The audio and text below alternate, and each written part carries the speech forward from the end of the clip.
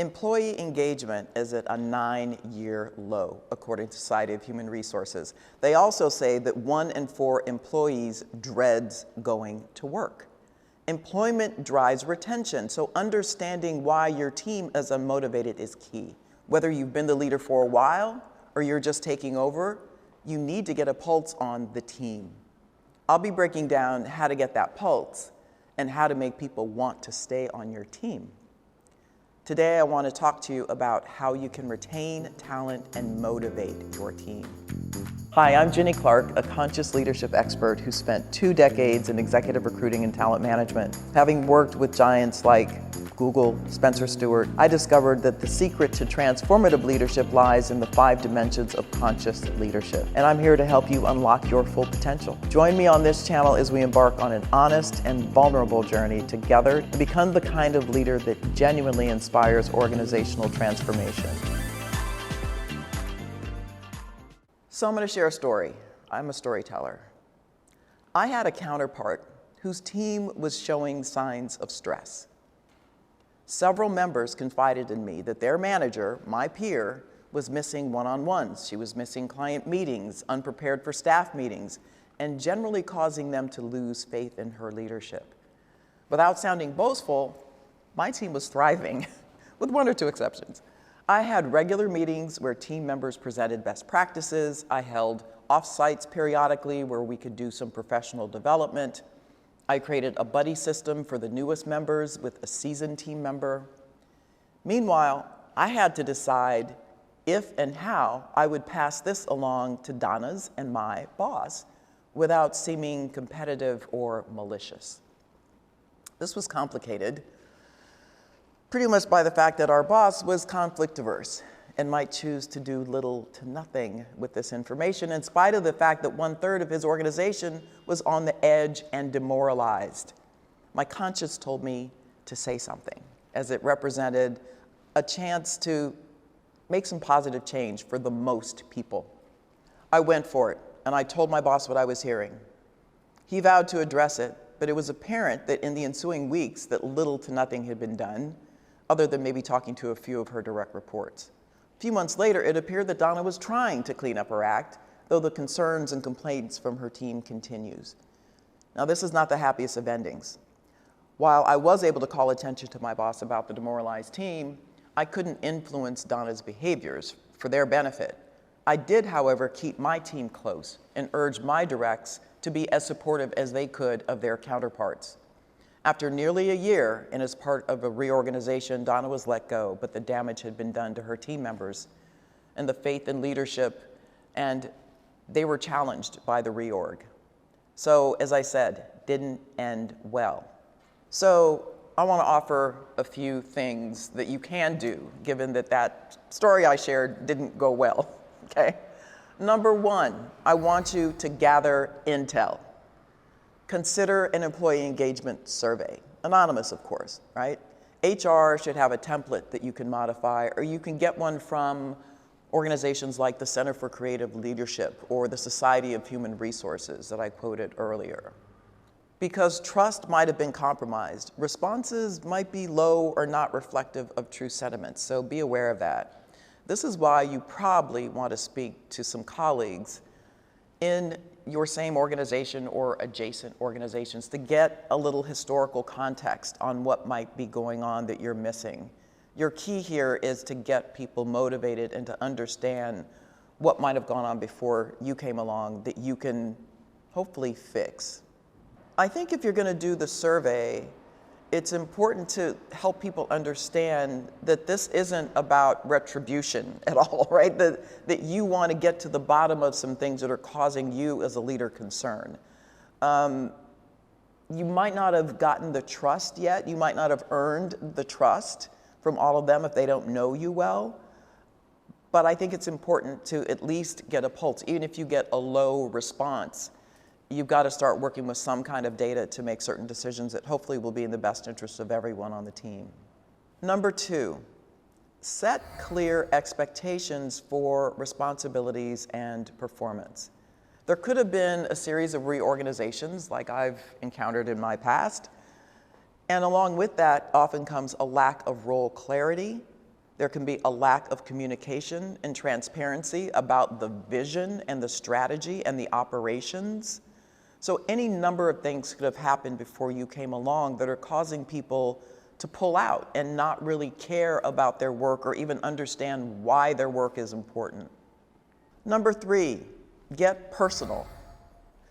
Hold one-on-ones with everyone across levels, not just your direct reports, to listen first and to express your commitment to addressing their concerns transparently. However, there's a caveat. You need to be realistic about immediate changes. You might not be able to change some of the things that are causing a lot of this angst, but it's nevertheless critical that you can come back to them after a certain amount of time and say, listen, this is what I've heard from people. Here's what I can do immediately. Here are the things that are going to require a higher level to change some of these things that are more endemic to the larger organization. So your goal here is to really create a level of trust, and that trust creates faith that will allow people to stay a little bit longer than they might have otherwise. Now, I think leaders forget about how much people can show up if they feel heard and seen, because it's really easy to pay attention to the folks who are the most vocal on your team. But there are those, and that's why I'm saying get personal, have one-on-ones. There are those people who might be more introverted or shy, who aren't going to want to share, but who very often are the ones who have been the most observant of some of the nuances, and you might even identify one of the core issues that is causing some of this. So absolutely speak to everyone and engage them and remind them how valuable they are, because you can, again, as a leader, your goal is to shine a light and to help others shine. And if you can show people how valued they are, they can show up completely differently for you. Number 4, this might sound kind of wacky, but embrace the early adopters and the naysayers. So asking those who can see where the team can go to be the ambassadors, right? Those that are saying, yes, I'm in. Have them kind of spread some of that and encourage their colleagues to give things a chance. And that doesn't take you off the hook, but it spreads the positive energy quietly around the team. Now, conversely, you're going to have those that are just naysayers. They're not going to believe what they're hearing. And what I'm saying to them, for urging you to do for that cohort, is to really pay some special attention to them.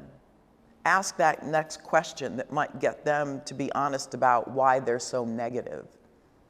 At the end of the day, you're going to have to decide for yourself if they're just negative because of a series of bad experiences, or if they're just inherently negative such that they are toxic and are spreading negativity around. And oh, by the way, let's make sure that they are strong performers in all of this too. And if it means you have to take steps to exit them from your team, then that's what you should do, because your team is too fragile to have negative energy. Here's a bonus tip.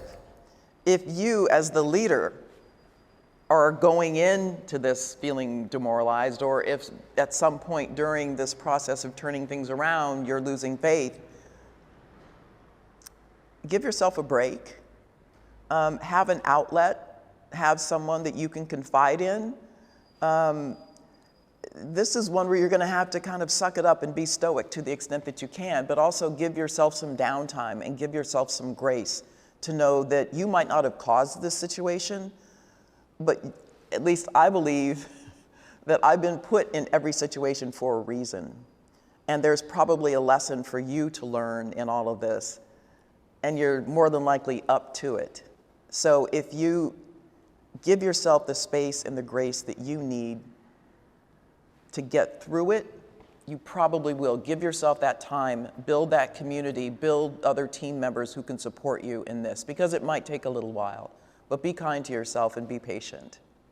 So the last thing you want to do is take some of the negativity personally, even if you might have been a contributor to it, right? This is your opportunity to turn things around.